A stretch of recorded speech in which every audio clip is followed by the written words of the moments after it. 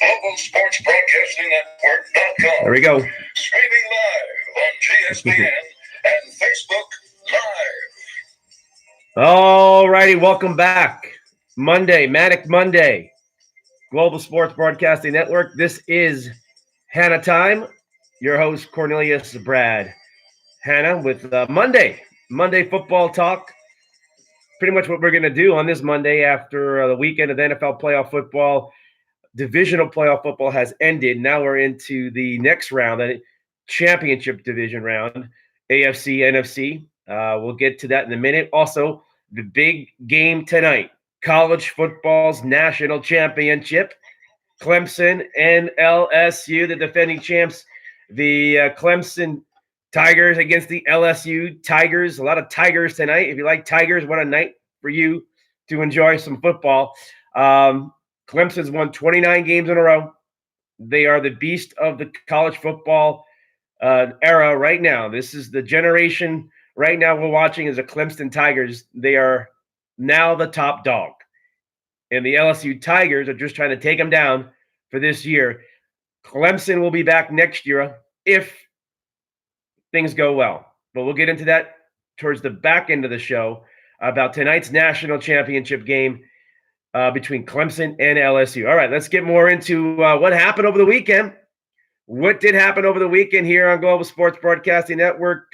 We will talk to you about the games on Saturday and the games on Sunday in the NFL.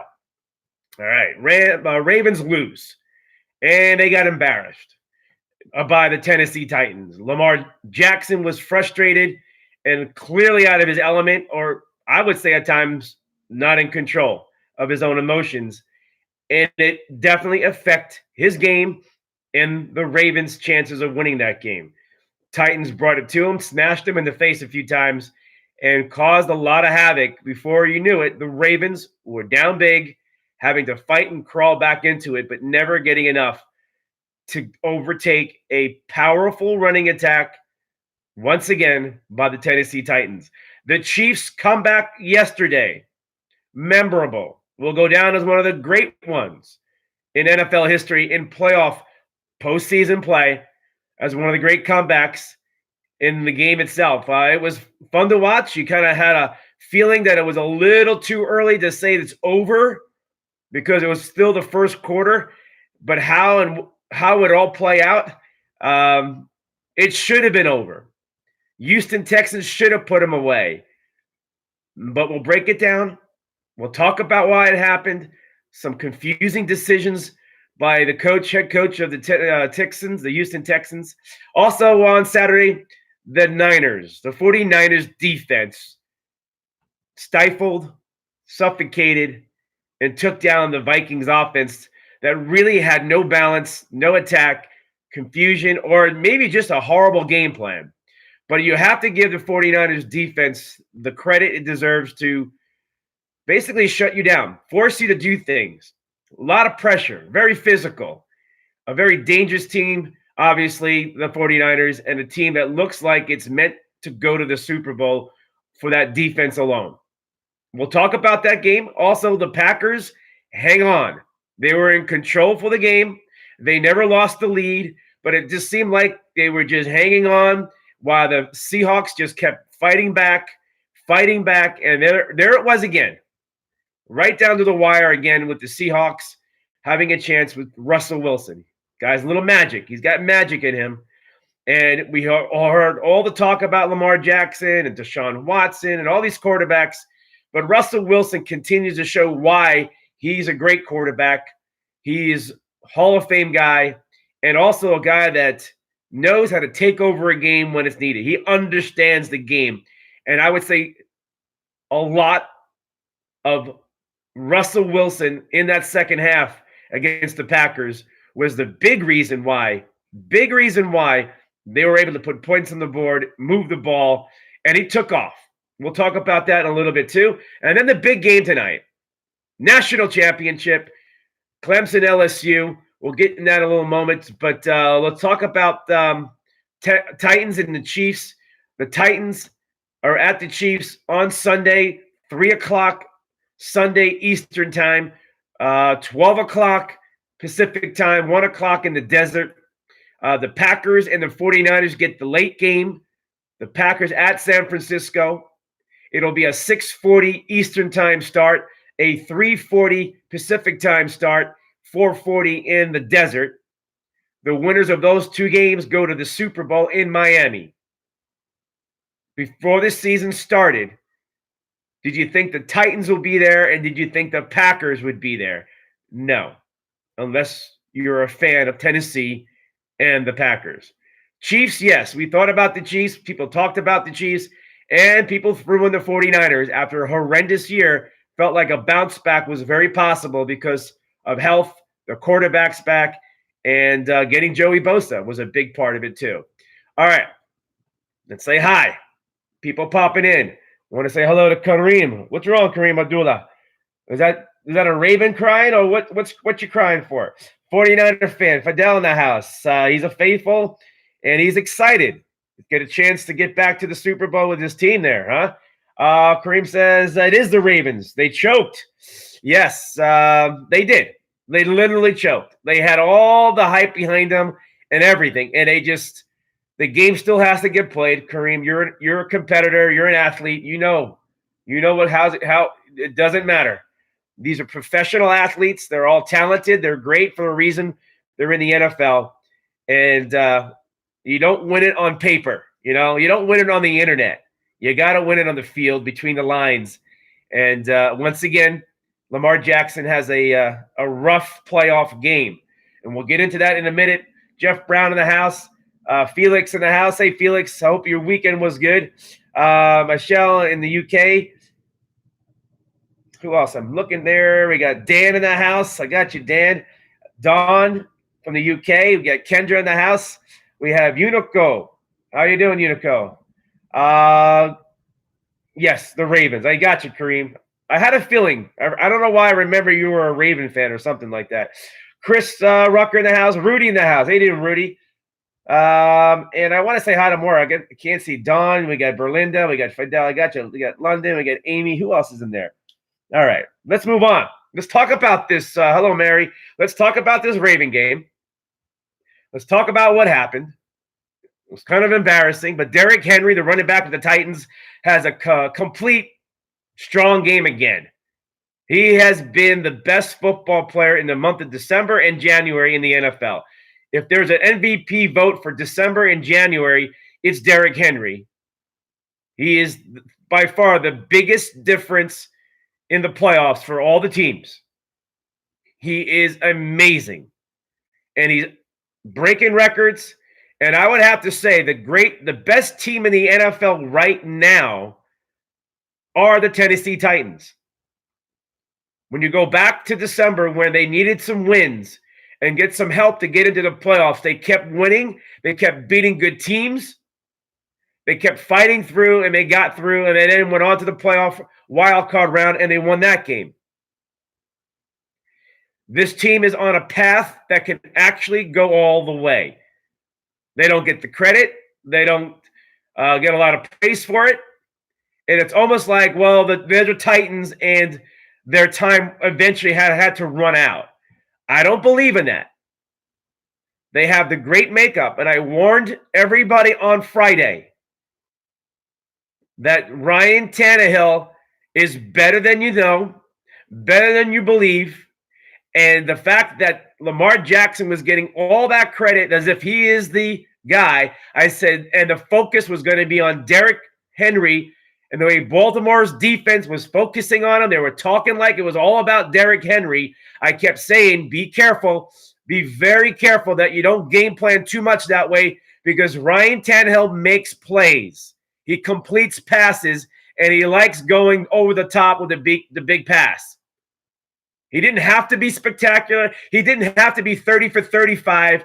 He just had to make the passes to keep the chains moving and make a big play here and there, and he made a few big plays, big ones. And it played out right. And it's going to happen again on Sunday against Kansas City.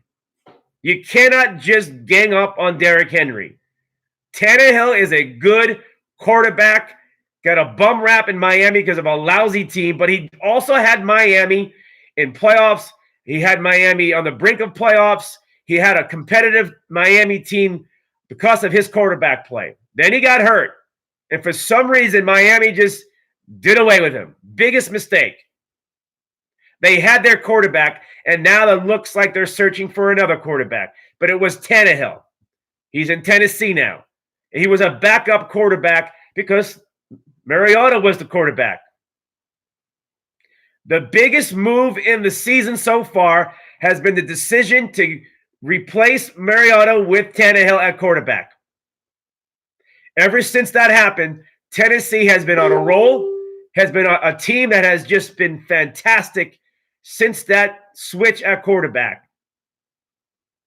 And if nobody wakes up to Tannehill now, you may have to wake up on Super Bowl Sunday when he rolls out onto that field. He's just one game away.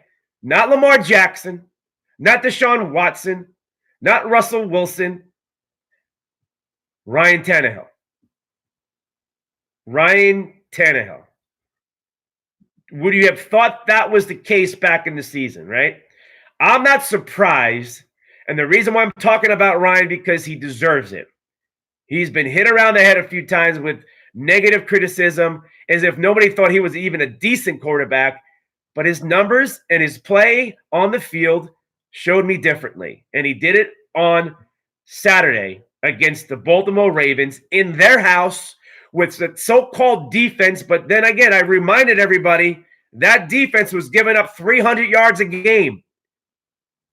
Now, not bad, but I would have to believe a lot of that is because of the offense, long drives, running down the clock, big scores, winning a lot of games with big numbers, and that defense didn't have to do a lot more work other than protect a 3-touchdown lead, and teams are throwing the football. I gotta say hello to my friends on YouTube, popping on. We got Esteban again. Thanks for coming back. Is that Rabbit? Is that Rabbit? Cujo in the house. How you doing, my friend? Thanks for popping on. On Facebook, I got you there. I'll come back to you in a minute. But I truly believe, and leave your comments, by the way, I truly believe that Baltimore Ravens defense was overrated. Not to the point where it was bad or just like that it was not as dominant as it was projected. They had a lot of turnovers against teams that turned the ball, weak teams, and they took advantage of it. They are a good team. But in playoff football, that doesn't matter. You have to be dominant like the 49ers defense. That's a difference. And when I saw and learned and understood and watched the Ravens all year long, I realized their defense, the only thing they ever do is get the turnover, the interception or the fumble. And when those turnovers don't happen, then what do you have as a defense when the team doesn't turn the ball over? And I reminded people on Friday that the Ravens defense is going to give up points and they're going to let the other team move the ball. And Derrick Henry is going to have a good day. And I said, Ryan Tannehill, beware. He'll have a good day because that Ravens defense is not as solid as it was. Talked about. It's a very deceiving number. 300 yards a game per average they were giving up. Not bad. But I believe that number should be higher. But their offense was so good and dominant during the season that it helped that defense out. And it played out just right, the way I looked at it. I thought Baltimore was still going to win the game in a close game because I didn't think Baltimore would come out being that horrible, that lame. And that Lamar Jackson throws the interception the first series of the game that really just spun the whole game around a little bit. Lamar Jackson frustrated, and then Tennessee goes right down the field, takes the early lead, right? Lamar Jackson frustrated, gets a penalty call on a late hit and horse collar tackle on the interception, I think. I just remember that. That was another 15 yards. And then you watched it all unravel.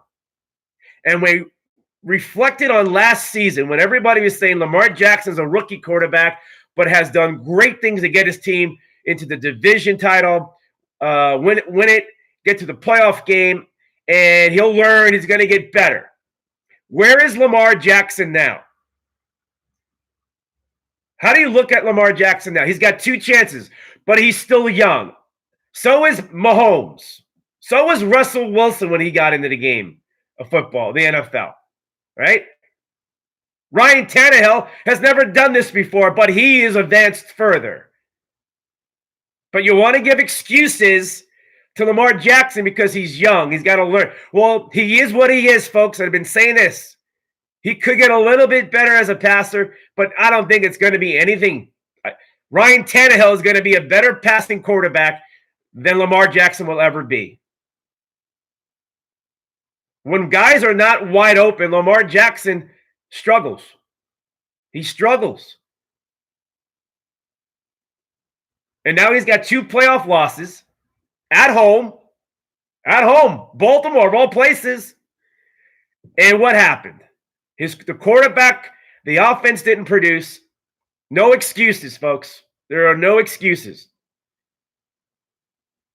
Fumbling the ball away, penalties on Baltimore. Baltimore getting hot and getting trash talking, totally out of their element.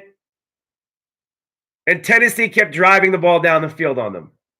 Took control of the game. And they had the one element that was the dangerous element was Derrick Henry. Because when the game got more physical and the game got towards the end in the second half where everything mattered, you hand the ball off to your best player. The physical running game, that offensive line of Tennessee is so underrated. It is so underrated. It manhandled Baltimore's front defensive line. They had no answers. They had no answers. 180 yards rushing at home. Baltimore, where were you? Where were you? There's a lot of blame to go on. Lots of it.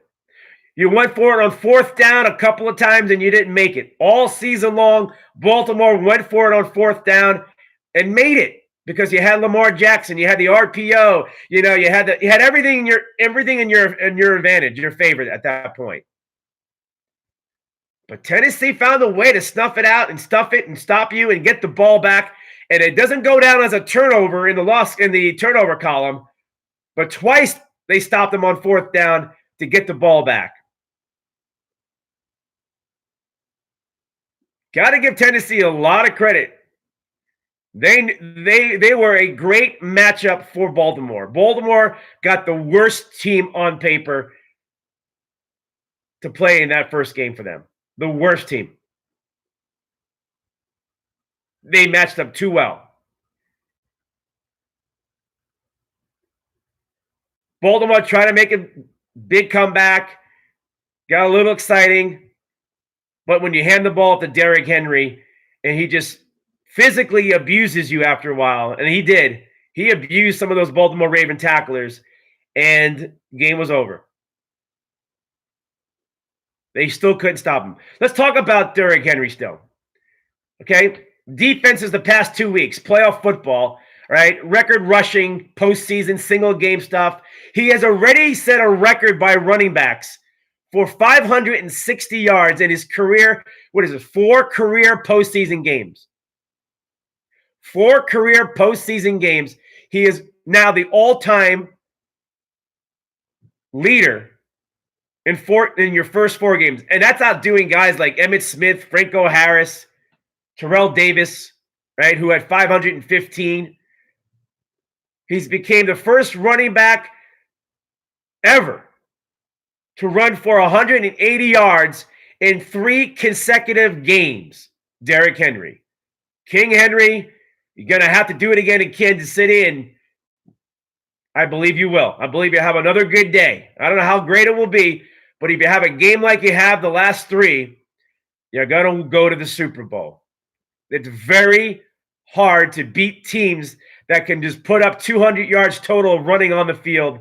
It's hard. You don't get the ball back. The clock ticks away. And as long as Tennessee puts the ball in the end zone and scores touchdowns, very difficult. They'll be in that game. We'll talk about that later on. All right, there you have it. The Titans showed Lamar Jackson a lot of different looks yesterday. They had a lot of 8 guys, 9 guys in the box sometimes. They were forcing Baltimore to throw the ball and forcing Lamar Jackson to do things on the field that he wasn't comfortable with. So every time they tried to run the ball, they were ready with the handoff to the running back. And if Lamar Jackson wanted to keep the ball, they were ready for that too. They had everybody up at the line of scrimmage. And you got to remember something. Their game is not to throw the football. The Baltimore Ravens game is not, and all season long we're going, why doesn't anybody stuff the run? It's stuff the line of scrimmage and let them, they will beat you with the pass. But against the good teams, it doesn't come that easy for them. Easy said and done, sure. But where was it on Saturday night? It wasn't there. Tennessee's defense was ready. They were prepared. They knew how to play it. And now another book on that Ravens offense will go into the offseason for teams to prepare for them. And they're going to take this game and other games and realize what they were doing to stop Lamar Jackson from running the football. Because that's their offense. Their offense has always been about running the football that will then set up the pass. And usually it's wide open because they're all so worried about the pass. But they also did different looks. They dropped into zone coverages. They would show 8, 9 guys in the box, and then you don't know if they're going to blitz you, or then Lamar Jackson goes back to pass, changes the play, right? Because you see that they're going to stop the run. The play's not going to work. But guess what happens? They drop into coverage. They had them figured out. They had Lamar Jackson figured out. He got frustrated. He got really frustrated. And the Titans said something after the game yesterday against Saturday night against Baltimore, that they took the Buffalo Bills-Ravens game from a few weeks back, and they studied it, and they watched what Buffalo did to Baltimore. Even though Baltimore won the game in a very close, low-scoring kind of game, their defense stifled, confused that Baltimore Ravens offense. And the Tennessee Titans said they took a lot of that game footage from that Buffalo game and implemented that in their game plans to stop Lamar Jackson, that running game, and that offense. And it worked even better than what Buffalo did. Actually, Buffalo did a great job. The problem Buffalo had is they could not score any points. And that offense always has struggled to put points up in Buffalo. But with Tennessee, they knew how to put points on the board. And that was the big difference. Maybe unexpectedly having a lot of points early in the game. Blowing out the Baltimore Ravens early. What was it, 21-0 at one point? There you have it, folks. All right, one more comments out there, and I'm going to go into the next game on Saturday with the Niners and the Vikings game. Sean says, shout out to Australia. Yes, let's give a lot of love to Australia. We have a lot of listeners and viewers out there in Australia who watch. I'm going to be on later on today, live from Australia, but here in the United States, with a radio show, football show. And let's see if I can post it later on for you when I get a chance to. But I'm going to talk to some Australians about some football, and we'll see what they say, what's going on over there with the fires and everything else too. But anyhow, that's a little bit later on. Clayla, David in the house. Felix says, have a cold one. Roger Braun in the house. How you doing, Roger? David Robles, Dwayne Robles says, good morning, brother. Good morning, everyone. Rudy says, the Titans played old school football, smash mouth football. Absolutely. And it always pays off in playoff time, right? You all talk about passing, and I who's that, Rudy? Yeah, Rudy. I mentioned it during the season. I said the game of football is slowly, or it has gone back into old school smash mouth, meaning running the football has became relevant again. Stopping the run became relevant because teams were running the football more. The young quarterbacks in the league, there's a lot of young quarterbacks in the league, a lot, which means teams were trying to run the ball more, not to put the ball in the hands of those quarterbacks who were young. So we got back to the running game, more physical. But every time it comes to playoff football, it is always the physical team at the line of scrimmage, who wins the battle, who can run the ball, all that. The passing game is secondary, and it always will be. Teams are trying to be, look at the Baltimore Ravens, how far they got just by running the football. A little different how they did it, but that's what they do. All righty. Nicole in the house. Andy McClure. Ted Sable. Hey, Ted from LA.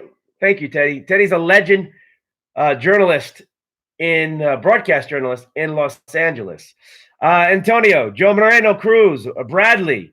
Is that Denise in the house? We got Breon, Herbert, Tahani. We got Glenn Anderson in the house, Ernest in the house. Real quick, Manny, Bird Gang in the house, Carlos, Brian in the house, Jacqueline in the house. Who else is going on here? Robert, Leroy, Brenda, Juan, and Levon in the house. Yeah, Todd in the house. Juan says, good morning from Liberty, New York. Thank you, Juan. I appreciate that. How's the weather up there? Is it still kind of warm in that area? Because I know it had a lot of rain and some potential snow. A storm came through. I wonder what was going on in the Northeast. And Todd says, let's get going down. Good morning, everybody. Appreciate it. Okay, let's get back to it. I got the hellos in. Let's move it along.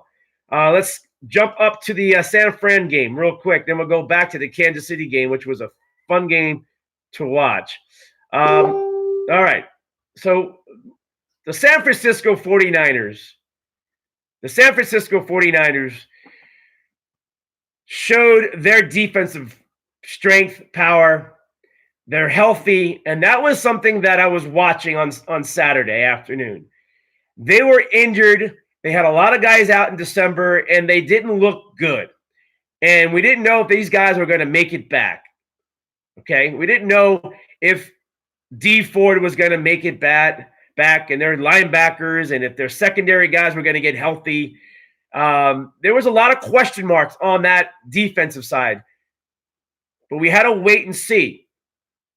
They got healthy, and these guys look like they're not even hurt, like not even nagging injuries.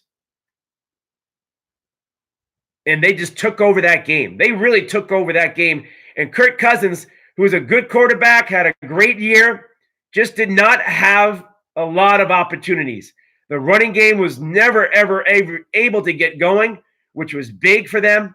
And they really stopped that running game and forced Kirk Cousins to throw the ball. And Kirk can make throws, and he made throws. But he made one bad throw. And Richard Sherman picked the ball off, interception. That turnover basically flipped the game heavily into San Francisco with the lead in great field position, and they put points on the board. And from that point on, it was catch up for the Vikings, which is never good, going up against a very good defense in San Francisco. It changed the energy, the climate of that game, and the play calling. They tried to stick with the running game, the Vikings, but they never really were able to establish it. And the game got out of hand a little bit. They never were able to put it together and crawl back in. They were just done. You were waiting and hoping. Garoppolo had a decent game, but Garoppolo threw an interception, a big one. Actually, Garoppolo should have had 3 interceptions. He got away with 2 of them. One he did not. It was a big one. But there was a few throws in that game where the Vikings and their plus turnover ratio, one of the best in the league, were right there. They also had a fumble that was reversed, that Minnesota had the ball. So Minnesota's turnover ratio, which I thought was the key to the game for them to win, was not in their favor. It actually was a -1 because of the interception. Or was it 2 interceptions? There were 2 turnovers. Oh, yeah, 2 turnovers in that game. So there were 2 turnovers by the Vikings and 1 by San Francisco. It needed to be the other way around and more like 3-1 in favor of Minnesota. And Minnesota had their chances. There were 3 times, a fumble and 2 interceptions that nearly were in their hands. And that was a big difference because on paper and when that game was playing out, they needed that break. And penalties. We talked about that on Friday also. We can look at who's favored. We can look at who are the paper champions and the paper great guys, and everything's paper because it's numbers, it's on the screen, it's on the internet, and that's all we read about, right? And we talk about it. But we also talked about penalties, turnovers, right? Remember those 2 big key factors? And special teams. Special teams, they all played a big part in every game. But in playoff football, when teams are supposed to be at their best, or these are the better teams, who avoids the penalties? Who avoids the turnovers? Right? And whose special teams is superior? We saw a lot of muff punts, fumbles, right? We saw a lot of them on Saturday. The wins in San Francisco caused that. Their punt returner fumbled a punt. It was huge. It was a big break for 49ers. He actually had 2 of them, but he recovered 1 of them. But that wind that I talked about was a big deal. And it had an effect on the punting game and the special teams and the return team of the Vikings on the punt. So it had a factor into it. Field goals were fine. Kickers did okay. Never easy. But those are the 3 key elements, and you're going to have to use them again. On paper, you're going to go with the Chiefs against the Titans on Sunday. And you're going to probably go with the 49ers against the Packers on Sunday. The home teams. And that's fine. You can talk about it. We can talk about it all week. But until the game starts and we start seeing how it plays out, the real story is the game. Talking about it is not the story. We're just talking about the game. But when the game starts, everything changes. Penalties, turnovers, special teams, coaches' decisions on 4th down, right? Maybe a coach's decision not to run the ball on 3rd down and 2 and he throws the ball or things like that. Or it's 3rd down and 1 and he tries to be cute and fakes the handoff and throws the ball incomplete and you got to punt the ball. But, there are decisions being made, unforced errors and forced errors that you cannot predict other than look at the numbers, look at the paper and say, okay, this is what's projected to should happen in the game. What's going to happen? By the numbers. And all we try to do is get as close as we can to figure out who's got the best chance to win. And that's the best way of looking at it. Go back to the 3 elements that is special teams, turnovers, and penalties. And those play call decisions, of course, that's part of the game. But that's it. And then as you watch the game, then you become the big critic. Then you have to really dig in as a critic to really challenge or point out or big plays. Like, for example, let's go back to the Kansas City game now. Kansas City Chiefs against the Houston Texans. Houston Texans were winning that game. They had 24 points on the board. They were in complete control, shocked Kansas City. It was only the first quarter. Only the first quarter, okay? And the biggest blunder mistake, and I understand why he tried to do it because I don't know what, well, it was a mistake. The head coach of the Houston Texans decided to go for a fake punt when you're up by a lot of, like, was it 24-7, I think, at the time?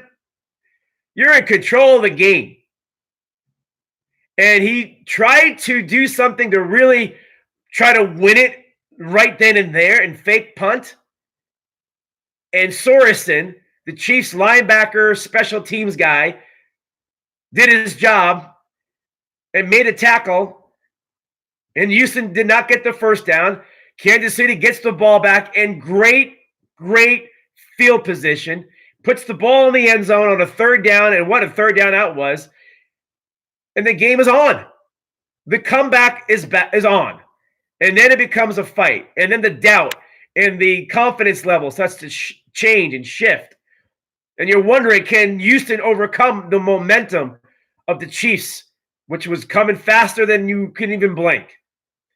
And before you knew it, when it was 24, was it 24 zip or 20 or something like that? Before you knew it, at the end of the half,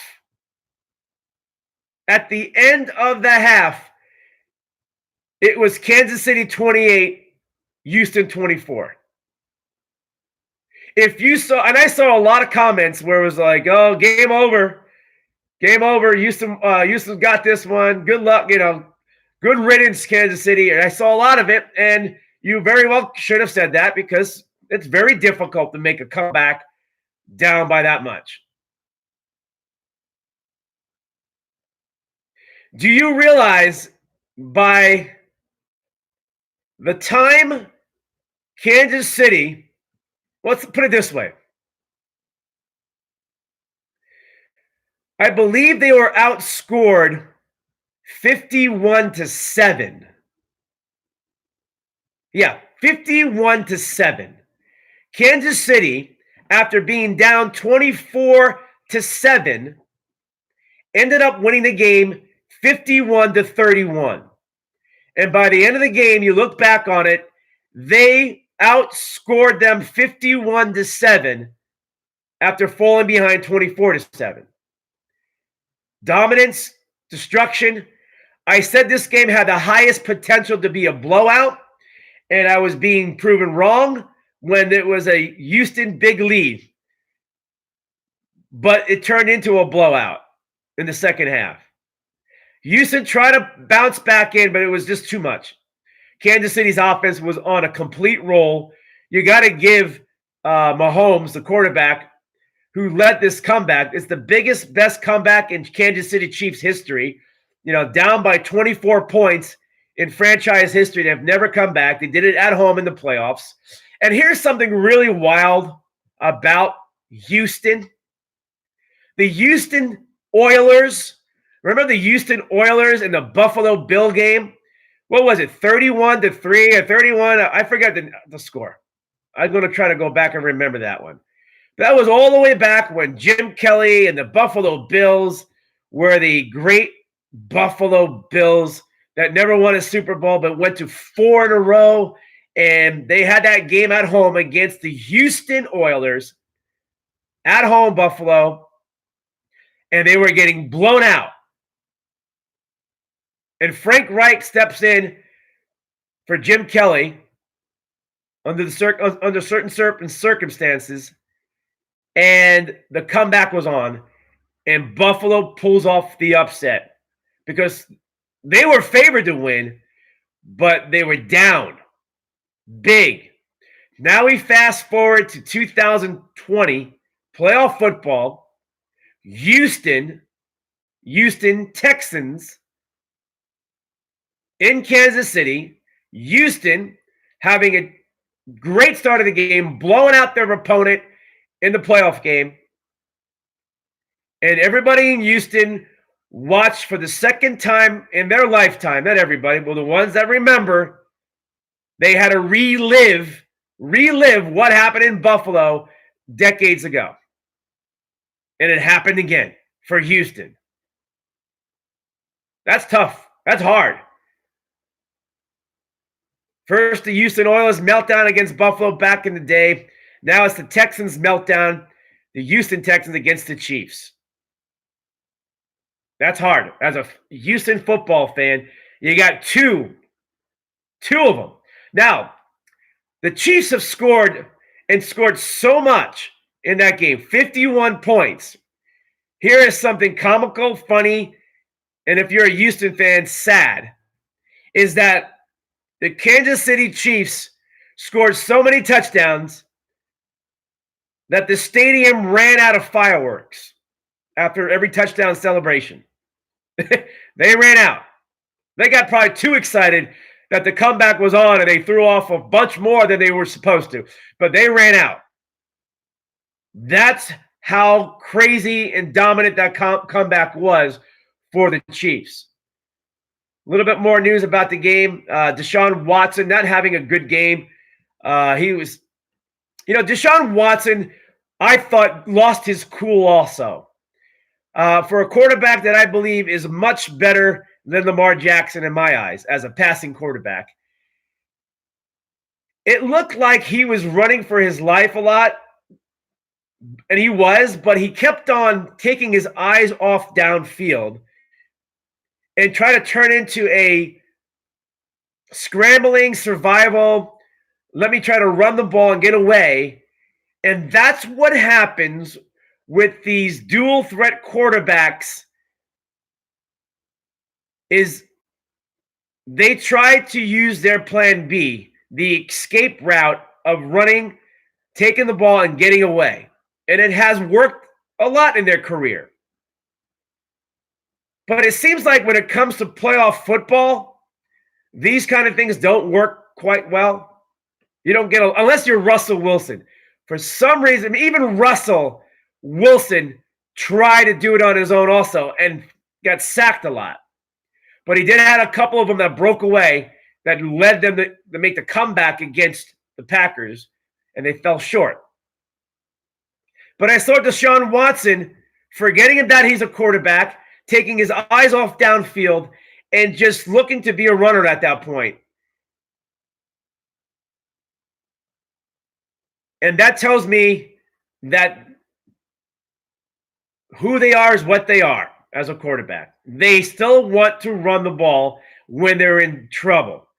And that's a nice weapon during the regular season when the talent is less, what you face in the playoffs. Lamar Jackson finds out the hard way again that your game is nice for regular season. This is how we're going to talk about Lamar Jackson for the rest of his career until somehow he can run the table and become a better passing quarterback. I believe Baltimore is hoping they can mold this guy into a passing quarterback in time. But time is ticking now. Now it is really ticking because now you can't do it again next year. And there's no guarantee you're going back to the playoffs next year. No guarantee. And there's a lot of doubters out there, and there's a lot of supporters for it. But at this point, he's going to have to, and everybody else is going to have to understand his game does not translate well in the playoffs, probably. Maybe the regular season. I saw a comment the other day about Lamar Jackson. See, Mahomes is different. Mahomes likes to pass the ball. Russell Wilson likes to pass the ball. Deshaun Watson likes to pass the ball. Jackson says he likes to throw the ball and pass it, but I don't believe it. Their offense is designed to run the ball. It's structured to run the ball. But if that guy does not understand to be a pocket quarterback, I don't believe it goes more. Like I said, I think it goes about 3 to 4 years with Lamar Jackson. The league is figuring it out again. We've been through this again with these kind of quarterbacks. I saw a comment the other day. It said something like, look at us now. And it showed Watson, Russell, Lamar Jackson, and maybe Mahomes. I'm trying to think who else it was. And obviously it was all about the dual threat quarterback. And this is the wave. This is the future. But it's not. Once again, it's not. We have Aaron Rodgers, Ryan Tannehill. We have the best quarterback in the league in Mahomes. And we have Garoppolo in the conference championship games.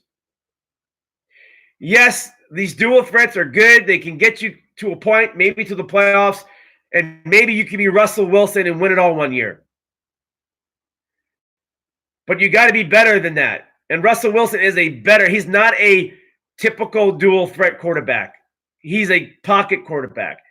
But when I saw that comment, I shook my head. I go, like, you got to wait these things out. You got to let these things play out. And you may say, well, wait it out. This may happen a couple. Well, where is Deshaun Watson after so many years, right? Mahomes is in his second consecutive championship game. Should have won it last year on a weird ending of the game against the Patriots. And he's there again. He's a different quarterback. He's not dual threat. He doesn't try to run the ball. He is a pass-first quarterback and hand the ball off kind of guy. And he throws the deep ball. He's a great passer. He's a young. He's young too. Look at his face. It's like he takes his helmet off. He looks like he's in high school. And you realize this guy is like the man of the league right now. If Mahomes wins the Super Bowl, he completely takes the crown as the top dog in the NFL. If he gets to the Super Bowl, he's part of that great group with no question. We already talk about Mahomes this way, but he has to get and finish it. We always get quarterbacks that we always talk about how great they are, but they haven't won it, right? He can end up being Dan Marino with one Super Bowl appearance, never winning it, but having great numbers, statistics throughout his career and be a Hall of Famer. And you have to be that great to overcome the black eye, the stereotype, whatever it is that people try to negatively put on your career. But that's part of the game. Kansas City, can you get your rematch from your Super Bowl loss to the Green Bay Packers way back? Could this happen? Could you finally get it? Is your grandfather or is your dad old enough, still living, and your mom or grandma's to remember the Chiefs losing to the Packers? You are one game away, one scenario away for getting that revenge. If you can get past the Tennessee Titans.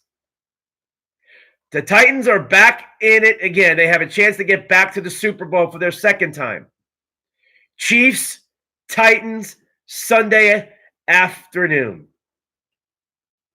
All right, one more game, and then we're going to talk about the college football game, and that is the Packer game.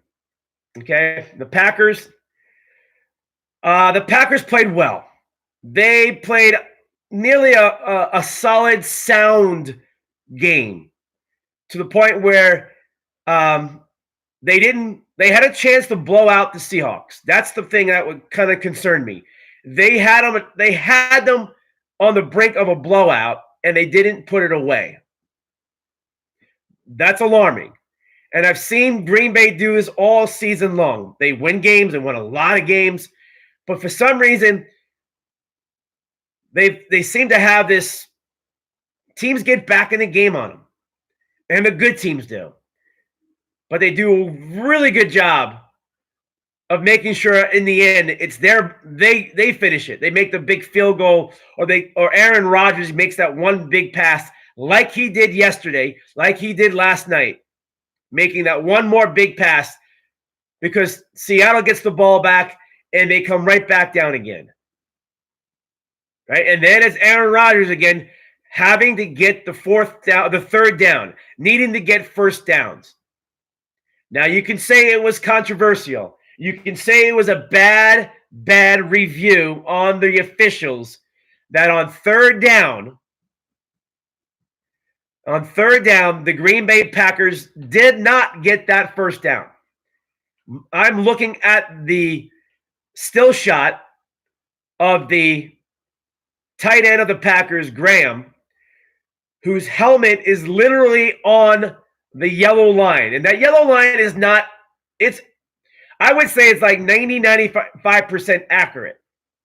I would say even higher than that. I would go 95%. It's pretty good. The technology is pretty, I've watched it I've witnessed it with my own eyes, how they do it. It's pretty good. But by looking at this monitor and seeing it from my eyes again, his helmet, Graham, the Packers tight end, is literally on the yellow line. And I remember the video, and I can look at it again from different angles. But there was one angle where I realized when he was brought down to his elbow and forearm and to his knees on the tackle, the ball was actually further back. His head went forward, but the ball was back. He was not crossing that line. That was not a first down. It was not a first down. And for whatever reason, they never overturned the call on the field. The play stood, and they looked at it twice, I understand, and it still couldn't get it right. I'm not quite sure why these things happen, but for Seattle, that was your last shot. Because if it is fourth down, Green Bay can try to win it by going for it on fourth down or risk the opportunity to give Seattle the ball back and punt the ball away, and give Seattle a chance with Russell Wilson. I wanted to see that. I wanted to see a Packer team having to make a decision, maybe kick the field goal and make it an 8-point lead, right? Right. And maybe that's what I wanted to see, but it was a pivotal late game official blunder that should have been in favor of the Seattle Seahawks in my eyes. He was short. I don't know why they can't get it right when you only are focusing on one game. It's not like you have 14 games going on or 12 games or 10 games going on a Sunday, right? It's not like you're having all these games with all these officials in the New York City headquarters looking at all these games. You have one game, because there's no other games going on, where you can have the best of your best watching this in the studios in New York headquarters or there at the stadium in Green Bay. And I don't understand it. And matter of fact, since these are just one game at a time, nobody ever plays two games at the same time. Why don't you have more cameras? Why don't you have more technology for this kind of stuff? I have to bring it up because it was a bad decision by the NFL officials not to overturn that call. Seattle should have had one more play to try to get the ball back, and they earned it by stopping them, I thought, on third down. All right. Marshawn Lynch had some beautiful choice words for a guy who doesn't say much in press conferences. After the game, went over to the Green Bay locker room and met up with former California Bear University Aaron Rodgers, having some exchanges, some good love.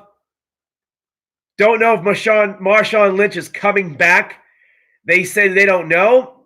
They have put it out there. Marshawn doesn't know if he's coming back. But Marshawn Lynch walked into the Packers locker room with his jersey of the Green Bay Packers, gave fellow Cal alum Aaron Rodgers a big hug.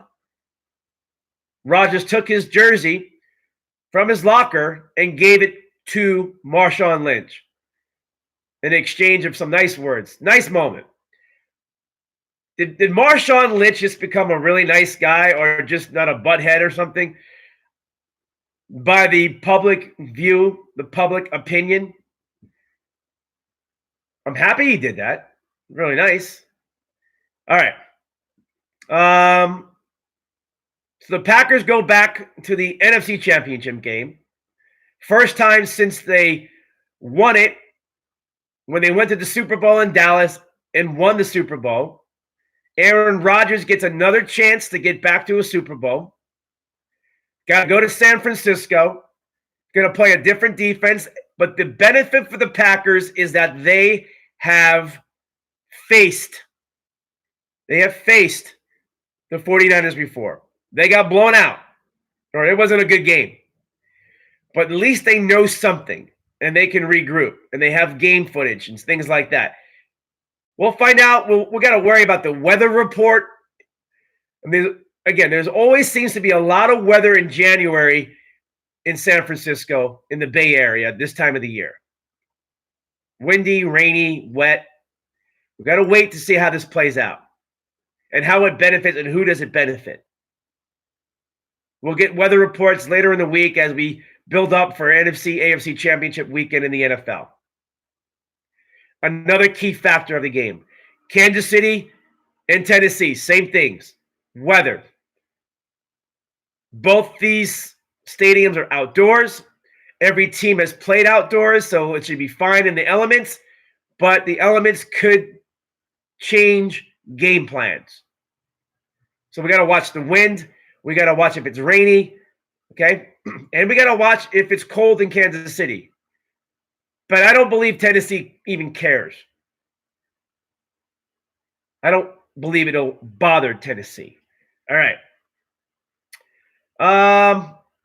Moving on here in a little bit. I'm going to get some comments here from you, okay?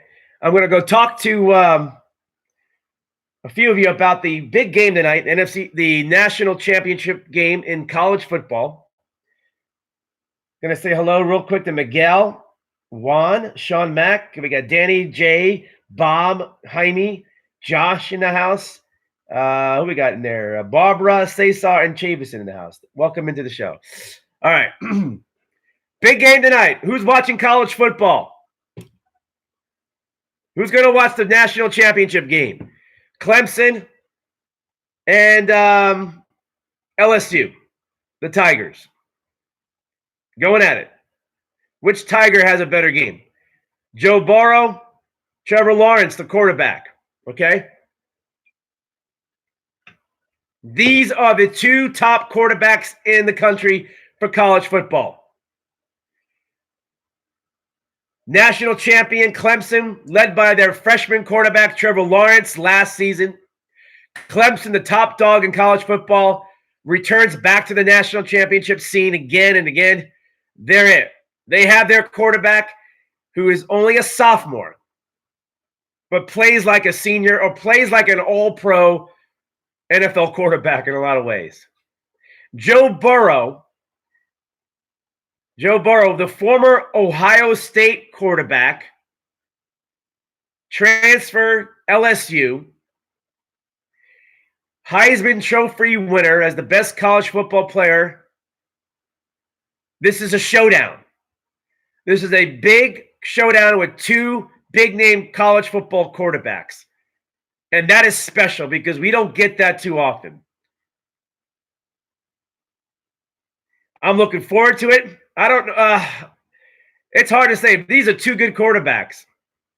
And they both can have great games, and it just comes down to other games, other parts of the game. Okay? So Burrow against Lawrence, national championship. The keys of this game for tonight are the safeties of Clemson. They have a big task in coverage versus the LSU Tigers wide receivers in that passing game. Can the safeties of Clemson do their job? Can they get enough pressure on Joe Burrow to help out that secondary? I believe it will have good moments and bad moments. Not going to be easy. But I will say it's their safeties, not their cornerbacks. Their corners in Clemson are good. And they did a great job against Ohio State's wide receivers. I'm more concerned about their safeties down the middle, where they've gotten beaten, we're out of position. And especially against Ohio State. That is a concern. But not enough to say they're going to lose for sure because of that. Clemson's linebackers are real good. Clemson's linebackers do a good job against the run, and they do a good job in pass coverage. They drop back 5-10 yards. So they take away the line of scrimmage pretty good. And they take away the short passes. They do a good job of that. Can Burrow, the quarterback from LSU, find enough openings over the top of those linebackers, underneath, in front of those safeties? Or does he have to strike deep to stretch the field, which I believe will happen tonight a lot? I believe you're going to see a lot of deep passes, a lot of both teams trying to hit the home run punch right away. For LSU, they have a lot of weapons. They can run the ball, they got a great quarterback, and they got the receivers that catch the ball. Can they protect their quarterback, their Heisman Trophy winner, Joe Burrow, the quarterback? Clemson will have to do more, though, other than the RPO on offense that they used against Ohio State. But don't be surprised if it gets implemented once again. I don't know how much of what degree Trevor Lawrence becomes a dual threat quarterback again. Meaning where he runs the ball on design plays, fakes the handoff. It's one of those things where Trevor Lawrence proved to everybody he is just as much of a dual threat quarterback than the other ones that you want to talk about. And he's really good at it. And he's big and he's strong. But it's also a threat. And I believe Clemson has to show that because it was successful. But I believe it'll be more of a decoy or a setup for bigger things and to balance off that LSU Tigers defense that has to worry more now about the RPO, the run-pass option,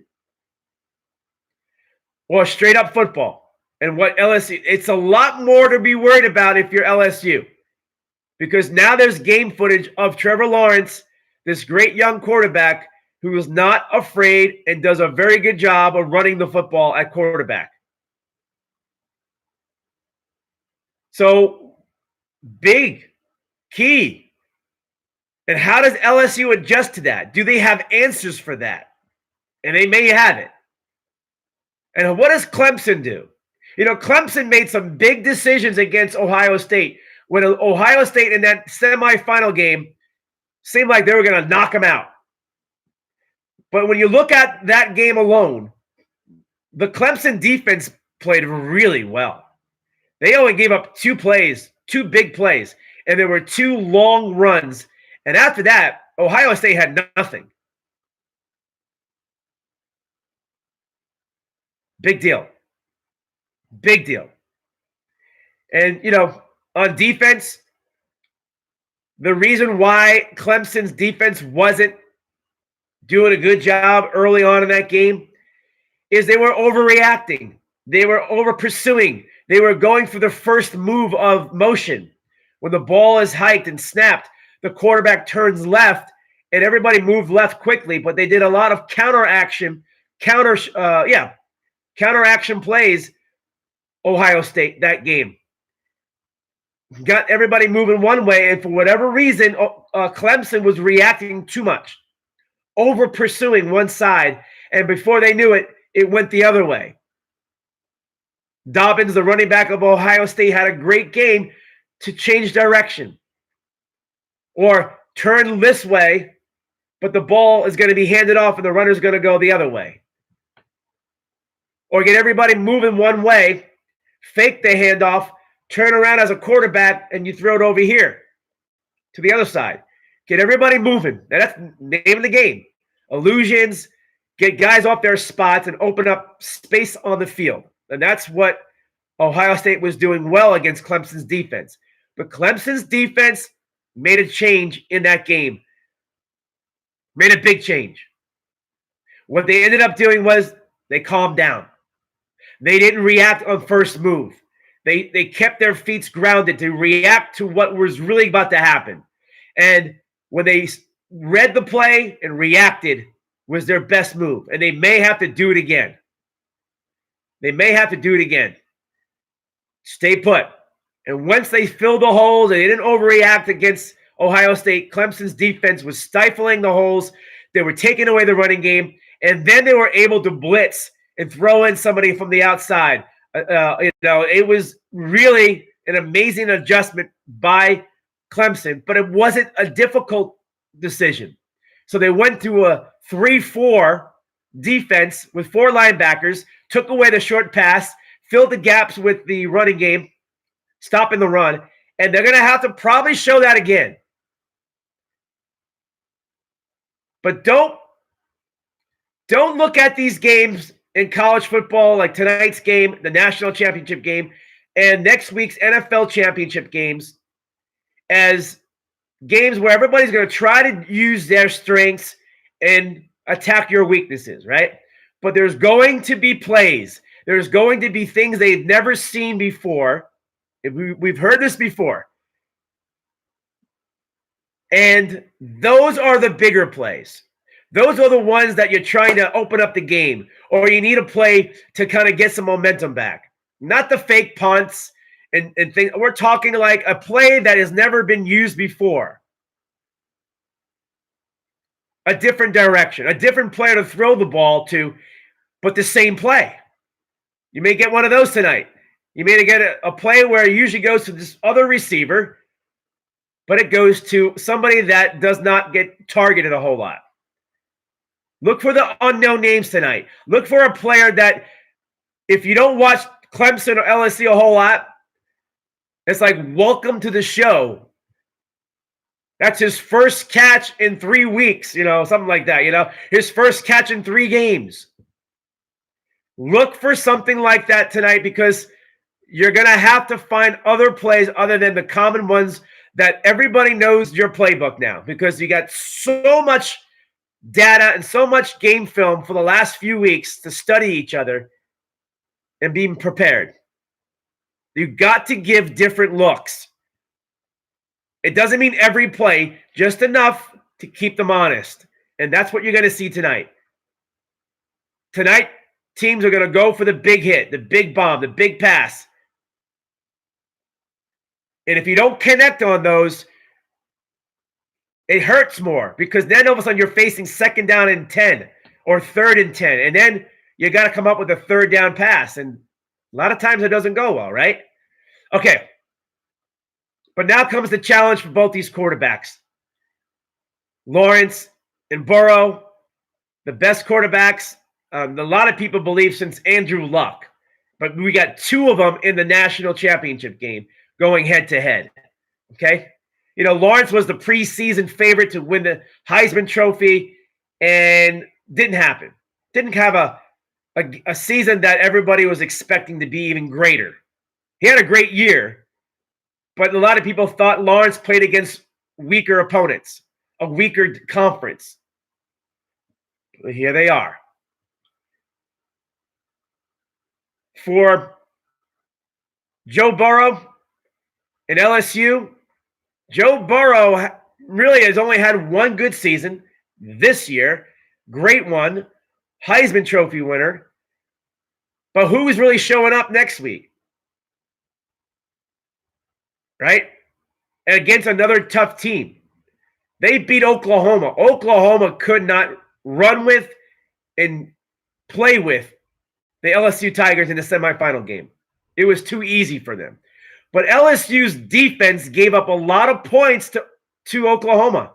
Oklahoma put points on the board. It was just that LSU's offense just dominated nonstop that Oklahoma defense.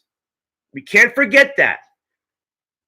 So it tells me LSU's defense can be scored on, and they're going to find themselves in a battle, and that Clemson should be in this game, even though everybody's pointing the fingers at an LSU victory tonight in LSU or in Louisiana, at the Dome, the Superdome in New Orleans. It's not a home field, but it's a home field advantage when you're playing in your own state. A short drive from LSU to New Orleans. This is their town. So once again, Clemson has to go into a road game. This is not a neutral site. And unfortunately, these things do happen. And I would say this.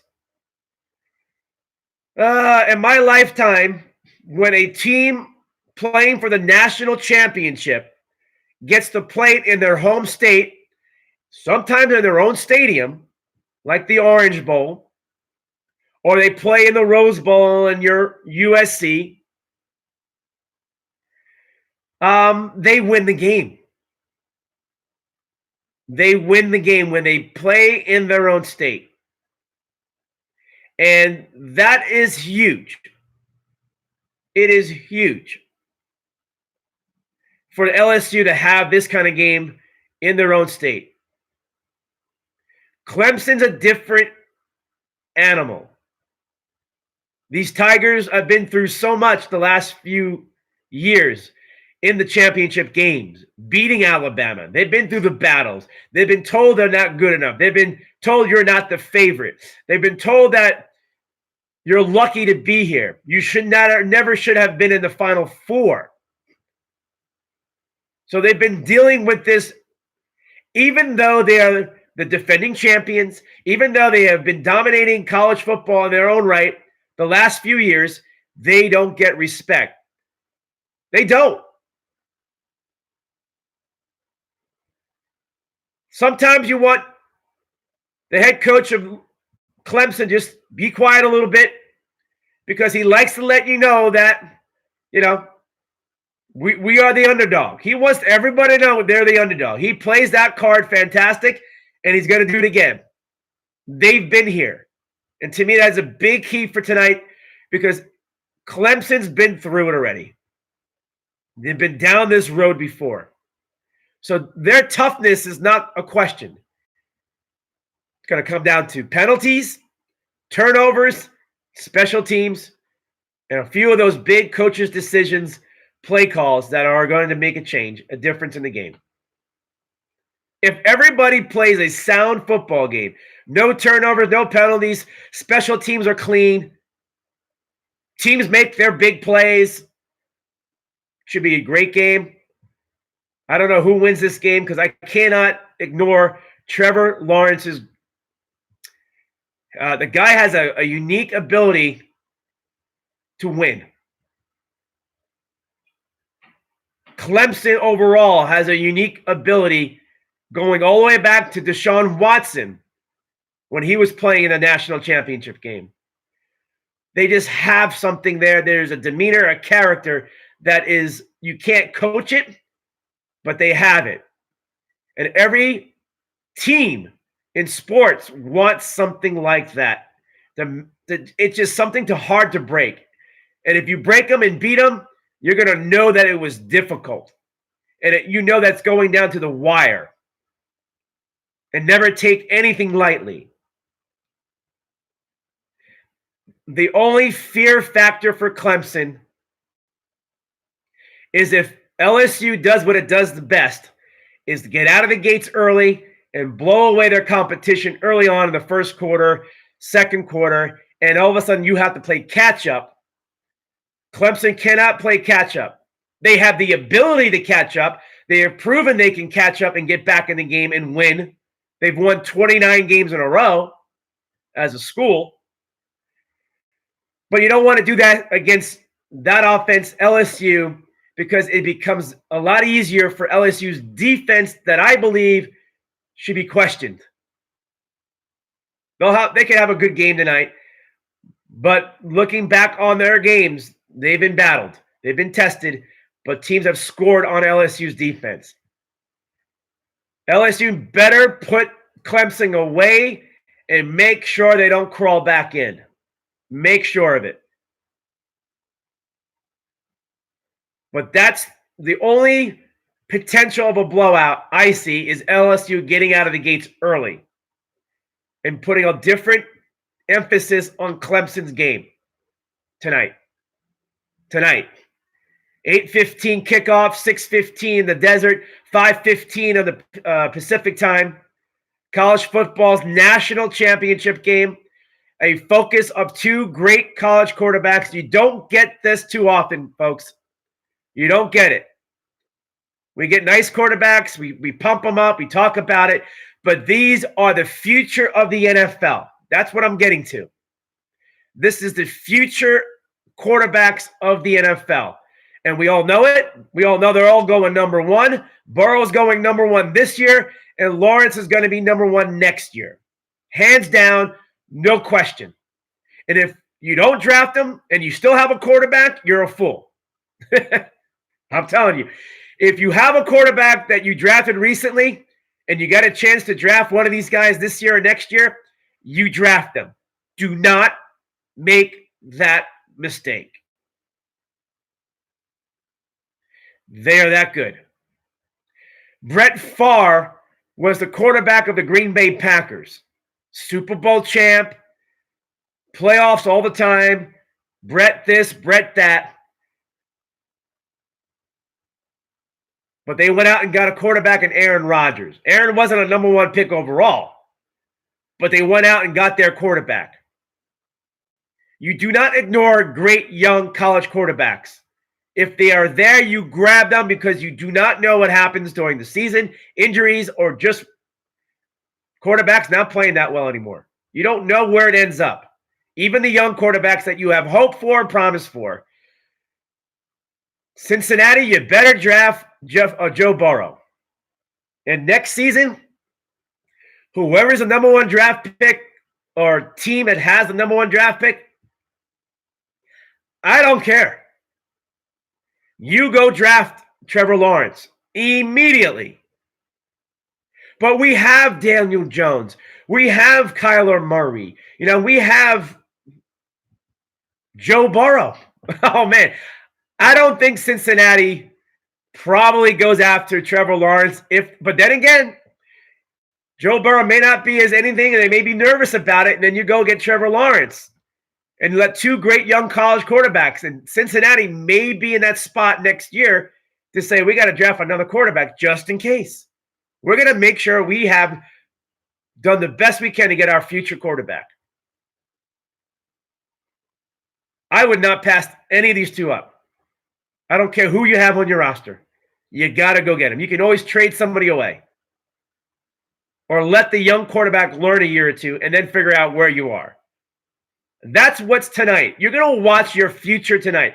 This is going to go down maybe something later on, 5 years from now, when these guys are playing in the Super Bowl together or they're playing in a playoff football game. This is going to go back and reflect. Remember when they played for the national championship game.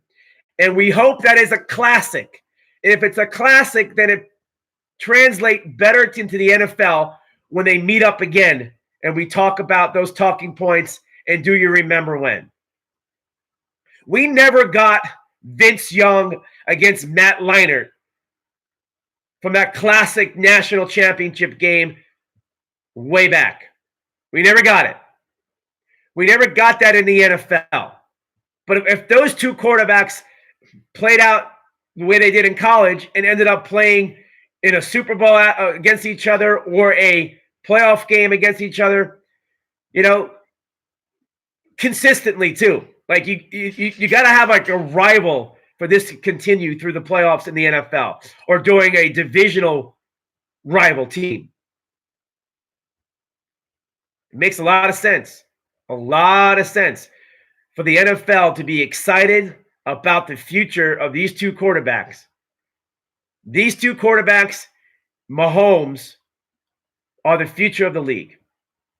They are the new generation quarterback. No doubt.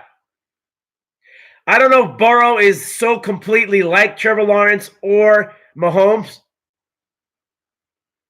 but this is the future. And you better get one of them. And tonight you get your first real look. If you haven't watched any of these guys play, please do. They are tall. They are big. They don't look like they should be a quarterback, but they run like a running back. They throw like a Peyton Manning, Andrew Luck. And they're smart. They make good decisions. And there's a reason being why these two guys are being looked at as the future of the NFL. I hope they do play out to be the great ones of the future. The league needs it. Ironically, they're not dual threat quarterbacks, but they're going to go high on the list. Just kind of want to put it out there, folks. Just put it out there. All right, let's wrap this up. I want to say hi to some more people there. Juan says, Jimmy G, Garoppolo Niners will win it all this year. You heard it here first from me. That's Juan Otero in the house. Miguel, got it. Numbers never lie, he says. I agree with Juan. The Niners defense is for real. And it's for real. You don't even have to look at numbers to realize how good that defense is. You just got to watch it and you realize that's a good defense. That's a really good defense. More comments coming in. Scotty, Kenny Salinas, Wilson in the house, Tim in the house, Billy Reynolds, Tiffany in the house, Sherry Clifton, man, in the house, Billy Wise in the house, Orlando, gotcha, Stephen Harris in the house, Jonathan Hinkle in the house. All right, guys, we went to it. We did 90 minutes hard, 90 minutes strong with you. Enjoy the game tonight. Enjoy college football's best game, the national championship game tonight. Look it up. Your listings, again, 8:15 Eastern Time, 5:15 Pacific Time, and 6:15 in the desert. Enjoy your game. And we'll talk to you tomorrow on a fun Tuesday right here on YouTube, Facebook Live, Global Sports Broadcasting Network, live streaming on its .com. Right here is Hanna Time. I'm Cornelius Brad Hanna, and we'll see you tomorrow.